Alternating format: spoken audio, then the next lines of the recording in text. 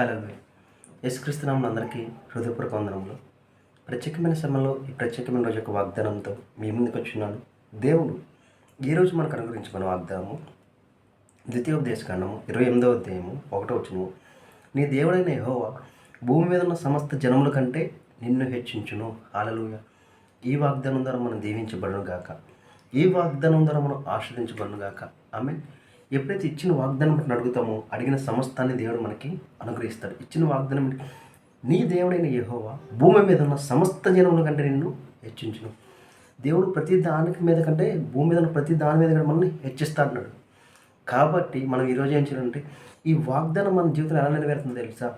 ఎప్పుడైతే మనం నజరేయుడైన యేసుక్రీస్తుని విశ్వసిస్తామో, ఆయన విశ్వసించడం ద్వారా ప్రతి వాగ్దానం వారసులుగా మనము అయిపోయాము. అట్టి రీతిగానే ఎప్పుడైతే మనం నజరేయుడైన యేసుక్రీస్తుని విశ్వసించినామో ఆ విశ్వాసం ద్వారా ఆయన యొక్క విజయానికి అర్హులుగా మనం మారిపోయాము. ఆ యొక్క విజయ అనుభవం మనం పొందుకున్నాము. ప్రతి దాని మీద అధికారాన్ని కూడా మనము పొందుకున్నాము.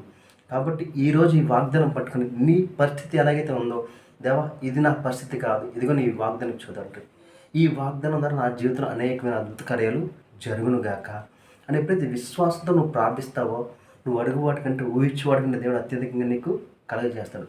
ఈరోజు ఈ వాగ్దానం ద్వారా మనం దీవించబడును గాక. ఈ వాగ్దానం ద్వారా మనం ఆస్వాదించబడును గాక. ఆమె ప్రార్థించుకుందామా? స్తోత్ర మహోన్నతమైన దేవా, నీకే ఉంది నా స్తోత్రాలు చెల్లించుకున్నాం దేవా.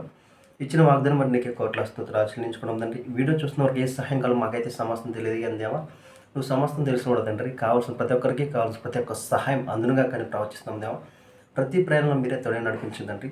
ప్రతి అప్పు ఐశ్వర్యంగా మారును గాక, ప్రతి అనారోగ్యం ఆరోగ్యం మారును గాక. కావాల్సిన ప్రతి ఒక్కరికి కావాల్సిన ప్రతి ఒక్క సహాయాన్ని అందచేయమని నజరేయుడైన యేసుక్రీస్తు నామమున అడిగి వేడుకొంచున్నాం తండ్రి. ఆమేన్. అందరికీ హృదయపూర్వక వందనములు.